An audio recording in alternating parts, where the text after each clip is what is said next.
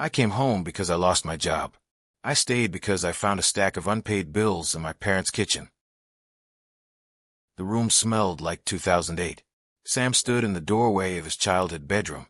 He was 29 years old. He was holding a cardboard box that contained the last remnants of his life in the city. A coffee maker, 3 suits he didn't need anymore, and a stack of unread mail. The room was exactly how he had left it at 18. The walls were painted a shade of blue that his mother called Pacific Calm. His high school debate trophy was still on the shelf, gathering dust. The twin bed was pushed against the wall, covered in a quilt that was too short for his legs. He dropped the box on the floor. It made a hollow thud. He sat down on the bed. The mattress spring squeaked. It was a humiliating sound. He took his phone out of his pocket. He opened Hinge, then Bumble, then Tinder. He looked at his profile. Sam, 29. Project manager. Loves hiking and artisanal coffee. It felt like looking at a stranger. That guy existed in a city 2 hours away. That guy had an apartment with exposed brick and a lease. This guy, the guy sitting on a twin bed under a debate trophy, was a squatter. He didn't just close the apps. He deleted his accounts. Who wants to date a guy living in his parents' guest room? He whispered to the empty room. No one. He put the phone face down on the quilt. Downstairs, he could hear his mother in the kitchen. The clatter of pans. The hum of the refrigerator. It was the soundtrack of his childhood, but now it sounded like failure. The first week was a study in invisibility. Sam tried to exist without taking up space. He woke up late. He avoided the living room when his dad was watching the news. He ate sandwiches over the sink, so he wouldn't dirty a plate. On Tuesday, his mom caught him. We're out of oatmeal, she said. She looked tired. Her hair was grayer than he remembered. Your father needs the steel-cut kind. For his heart. I'll go, Sam said. He needed to get out of the house. He drove his dad's 2012 Ford Taurus to the grocery store. He was wearing gray sweatpants that had a small hole in the knee and a hoodie he had slept in. He hadn't shaved in 4 days. The grocery store was freezing. He walked the aisles, keeping his head down. He found the bulk oatmeal bin. He was filling a plastic bag, watching the oats pour out, zoning out. Sam. The voice was familiar. Not high-pitched, but warm, resonant. He froze. He considered dropping the bag and running. Instead, he slowly turned around. It was Clara. Clara Miller. She lived 3 houses down when they were kids. While Sam went off to college in the city to make something of himself, Clara had stayed. He remembered her as the quiet girl who read on her porch. But the woman standing in front of him wasn't quiet. She was vivid. She was wearing a green utility jacket over a cream sweater.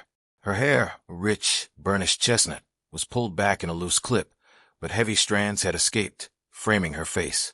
She had freckles across the bridge of her nose that he hadn't noticed in 10 years. Her eyes were a striking amber color, sharp and observant under the harsh fluorescent lights. She looked solid. She looked like she belonged in the world. Clara, Sam said. He tried to stand in front of his cart to hide the bulk oatmeal and the frozen pizzas. Hey, I haven't seen you in years, she said. She smiled. It made the corners of her eyes crinkle. It wasn't a pity smile. It was genuine. Are you visiting Frank and Ellen? Yes, Sam lied. Just visiting. Helping out for a bit. Clara looked at him. She looked at the sweatpants. She looked at the scruff on his face. She definitely knew. In a town this size, the grapevine moved faster than fiber optics. That's nice of you, she said. They'll appreciate it. I see your dad walking sometimes. He looks slower lately. Sam felt a spike of defensiveness. He's fine. Just getting older. Right, Clara said. She didn't push. She adjusted her grip on her cart. Her hands were capable, short, clean nails. No jewelry except a silver watch. Well, it's good to see you, Sam. Welcome back. I'm not back, Sam said quickly. Too quickly. Just visiting. Okay, she said. She held his gaze for a second too long, her expression unreadable. Good to see you anyway. She walked away toward the dairy aisle. Sam watched her go. She walked with an easy confidence, her boots clicking on the linoleum. She looked like a woman who had a life, a plan, and a grocery list that included vegetables. Sam finished filling his bag of oatmeal. He felt small. He felt like a tourist in his own life, and a bad one at that. The shift happened in the 3rd week. Sam was sitting at the kitchen table, applying for jobs on his laptop. He was rejecting anything local. He was only looking at remote work or jobs in the city. He was desperate to leave. His dad, Frank, walked in. He was holding a stack of mail. He sat down heavily. "Damn insurance," Frank muttered. His hands were shaking. A subtle tremor. He tried to open an envelope, but his fingers couldn't get purchase on the paper flap. Sam watched him. He watched his father, a man who used to build decks and fix cars, struggle to open a letter. "Here," Sam said. "Let me." He took the envelope. He opened it. It was a bill. A final notice for the water. Sam frowned. "Dad, this is past due." "I paid it," Frank said, confused. "I wrote the check last week." "It says final notice," Sam said. He looked at the stack of mail. "Can I see the rest?" "It's fine," Frank said, reaching for the pile. "I have a system." "Dad, let me see." Sam took the stack. It was a disaster. Unpaid electric bills.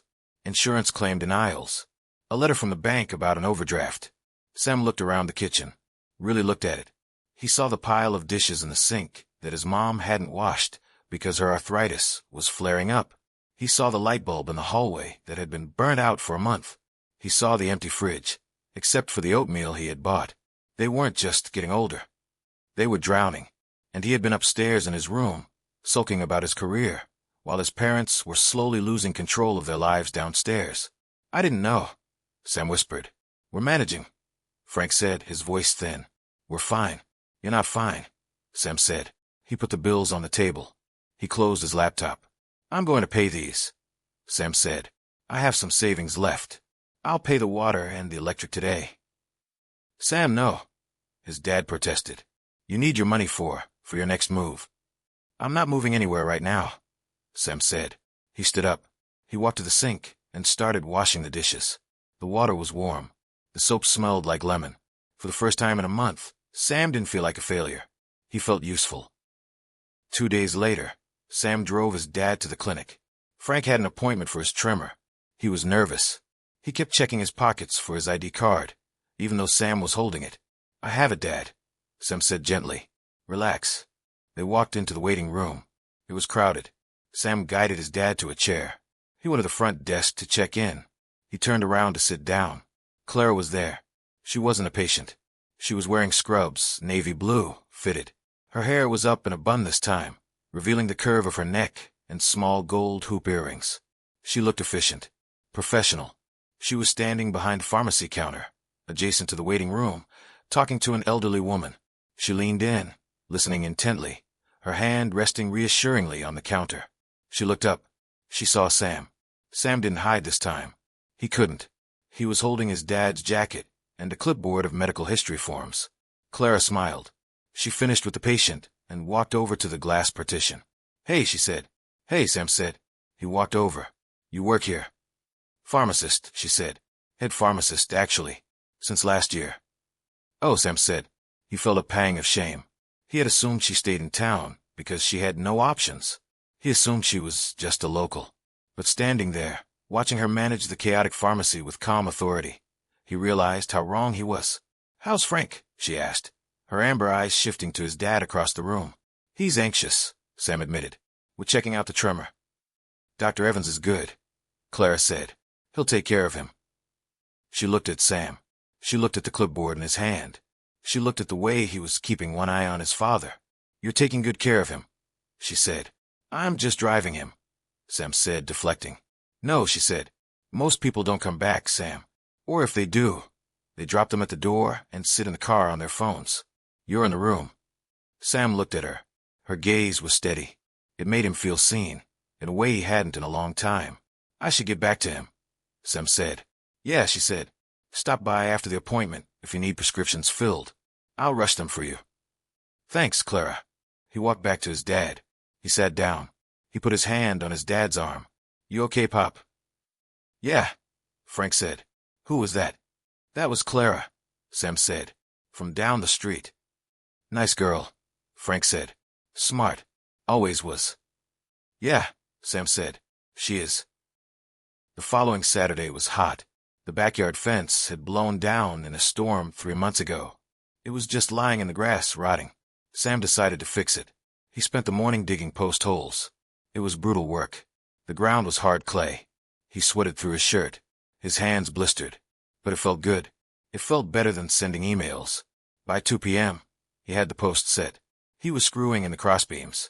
He heard footsteps on the sidewalk. He turned. Clara was walking her dog, a golden retriever mix. She stopped at the edge of the yard. She was wearing denim shorts and a white linen shirt, sleeves rolled up. Her skin glowed in the afternoon sun. "Nice fence," she said.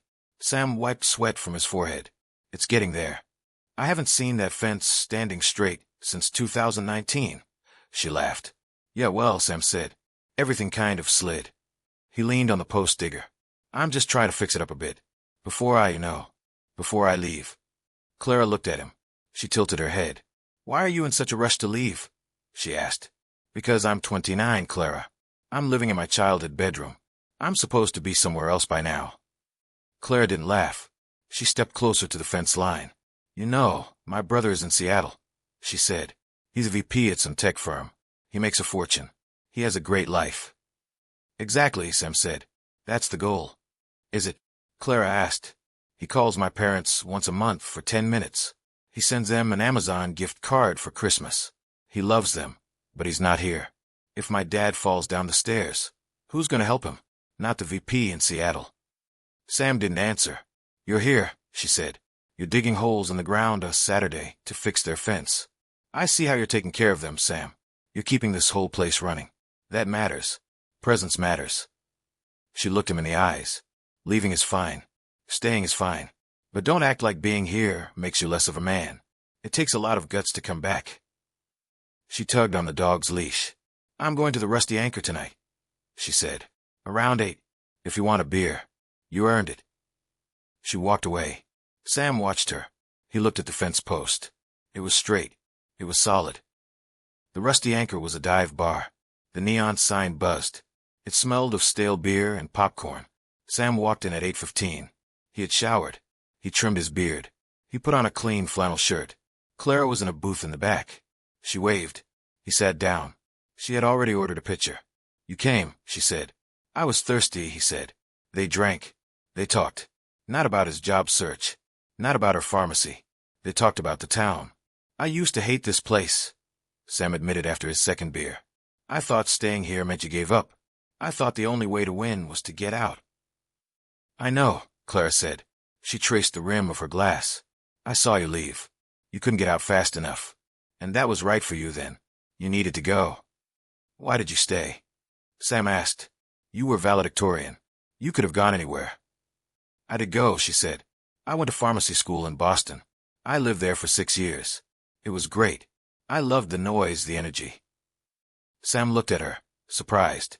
"I didn't know that. But then I looked at what I wanted for the next 30 years, she said. "I realized I wanted a yard. I wanted to know my neighbors. I wanted to be close to my folks. So I came back. Not because I failed, but because I chose it." She looked at him. "I bought a house last year. A fixer-upper on Elm Street. I have a dog. I have a job that actually helps people. I'm happy, Sam." Sam looked at her. She was happy. She radiated a kind of calm contentment that he had been chasing for 10 years in the city and never found. He realized then how arrogant he had been. He hadn't just judged her. He had pitted her. And meanwhile, she had been building a life while he was burning his down. "I was an idiot," Sam said quietly. "I judged you for staying. I thought I was better because I left." Clara smiled. She reached across the table and put her hand on his. Her fingers were warm, her touch grounding. "A little bit," she agreed. "But we're all idiots at 22. You just had to take the long way around to realize that success isn't just a zip code." She squeezed his hand. "You're here now," she said, "and you're doing good work. That's what counts." Sam looked at her hand on his. He looked at her face, illuminated by the neon bar sign. He felt a knot of shame in his chest. The one he had been carrying for 2 months finally loosened. "I'm glad you came back, Sam," she said. "I'm glad too," he said. And for the first time, he meant it. 2 months later, Sam walked out of his parents' house. It was morning. The sun was hitting the new fence. It looked good. The lawn was mowed. Inside, the bills were paid. His dad was on a new medication regimen that Clara had organized, and his tremor was better. His mom was humming in the kitchen again. Sam wasn't a project manager anymore. He had taken a job as an operations director for a local logistics company. The pay was less than the city, but the commute was 10 minutes, and he didn't hate himself on Sunday nights. He wasn't living in the guest room anymore. He had rented a small apartment above the hardware store downtown. It wasn't much, but it was his. He walked down the street. He wasn't walking away from anything.